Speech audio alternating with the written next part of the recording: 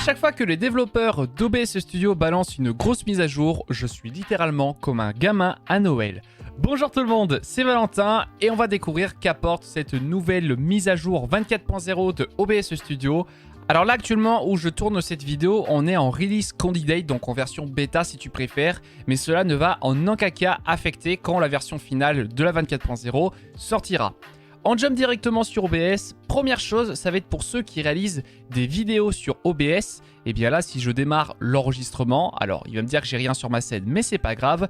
Et bien, on a désormais la possibilité de mettre en pause l'enregistrement. Donc là, c'est beaucoup mieux. Plus besoin de mettre stop, de relancer l'enregistrement, etc.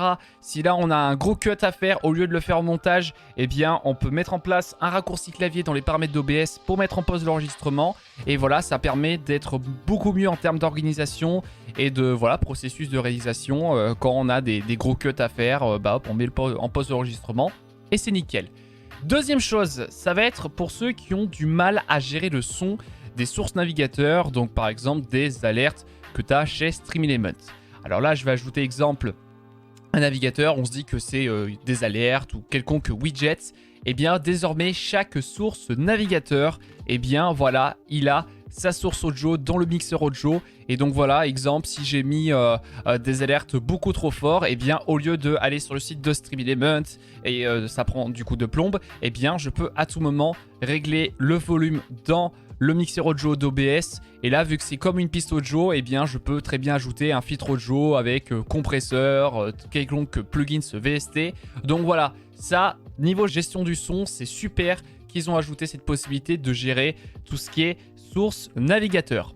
Troisième chose, ça c'est quelque chose que j'attendais depuis longtemps sur OBS Studio et ça va permettre d'ouvrir beaucoup plus de possibilités. Ce sont les panneaux de navigation personnalisés. Pour faire simple, tu peux ajouter désormais n'importe quel site internet dans l'interface d'OBS Studio. Alors pour ce faire, tu vas dans l'onglet Afficher, dans Dock et Custom Browser Dock. Et là-dedans, tu vas avoir du coup une fenêtre où tu peux ajouter, donc là tu donnes un nom à ton panneau, donc là exemple YouTube, le flux d'activité de StreamElements, tu mets le lien juste ici, et donc là tu fais appliquer, et là désormais si tu vas dans afficher et doc, et bien là, boum, je clique sur YouTube, j'ai le chat de YouTube directement sur mon OBS. Et là, exemple, doc, activity feed, boum, j'ai mon flux d'activité de StreamElements, même plus besoin d'avoir le plugin OBS Pro Live pour avoir son flux d'activité de StreamElements. Donc voilà, ça permet vraiment d'ouvrir beaucoup plus de possibilités sur l'interface d'OBS. On peut vraiment ajouter désormais ce qu'on veut. Plus besoin de lancer un navigateur internet pour avoir le chat, plus besoin de lancer ceci pour avoir le flux d'activité. Ça permet vraiment, un peu comme ce qu'ils ont fait Streamlabs OBS, d'avoir tout dans l'interface d'OBS Studio. Et là, désormais, on peut faire avec ce qu'on veut.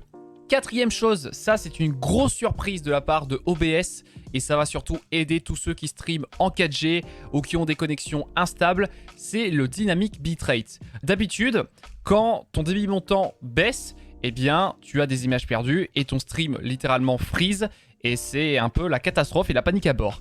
Et bien là, désormais, OBS, avec le Dynamic Bitrate, il va tout simplement détecter que le débit montant se baisse. Et donc, au lieu d'essayer toujours d'envoyer à, par exemple, 4000 kilobits par seconde, si ton débit montant se baisse à 2000 kilobits par seconde, eh bien, il va baisser le bitrate. Et donc, du coup, au lieu d'avoir des freezes, la qualité va tout simplement se baisser le temps que ton débit montant repart. Et donc, ça, c'est juste tellement mieux. Je vous mets un petit test là actuellement au montage que j'ai fait. Alors, c'est pas vraiment à reproduire chez vous. En fait, ce que j'ai fait, c'est qu'avec mon ancien routeur 4G, eh bien, j'avais à peu près entre 4 et 5 mégas de débit montant. Et dans les paramètres d'OBS, j'ai fait en sorte d'envoyer 6 mégas de débit montant. Alors, vous allez me dire, mais c'est beaucoup trop, c'est débile ta théorie. Alors, pas tellement. C'est pour vraiment voir en fait comment fonctionne le Dynamic Bitrate. Et en fait, dès que j'ai lancé le stream, il a automatiquement détecté que je demandais trop de débit dans les paramètres d'OBS. Et donc, du coup, il a automatiquement baissé le débit et il s'adapte vraiment en fonction du débit montant, voilà le maximum qu'il peut envoyer. Et donc là vous pouvez constater en fait qu'il va toujours varier entre 3000 et 5000 kilobits par seconde, donc entre 3 et 5 mégas de débit montant, et on a toujours un ping qui n'est pas non plus si élevé que ça. Alors vous allez me dire 100 ms, mais c'est quand même élevé, mais c'est parce que c'est de la 4G, donc c'est pas pareil, voilà, c'est pas comme une fibre ou une ADSL. Mais voilà, en tout cas, le Dynamic Bitrate, super fonctionnalité. Si vous voulez le tester, si vous voulez le mettre en place, eh bien, vous allez dans les paramètres d'OBS, dans l'onglet avancé, et vous avez juste ici Dynamically Change Bitrate to Manage Congestion, et vous cliquez ici, vous cochez ceci, et il va du coup automatiquement adapter le débit si jamais il y a des baisses de débit au lieu d'avoir du coup des images perdues. Dernière chose sur OBS, c'est pour tous ceux qui ont des fichiers vidéo ou éventuellement des transitions personnalisées, et bien désormais c'est géré par la carte graphique, donc ce qu'on appelle l'accélération matérielle, et là en termes de performance ça va être beaucoup mieux, ça va moins impacter le jeu, ça va moins laguer sur le stream, puisque du coup ça touche plus maintenant sur le processeur, donc là du coup tu vas plus voir la consommation du processeur qui va augmenter énormément dès qu'il y a ta transition qui se lance. Non, maintenant c'est géré par la carte graphique et donc en termes de performance c'est beaucoup mieux. Tu as l'intégralité du patch note dans la description avec le lien pour télécharger cette dernière version de OBS.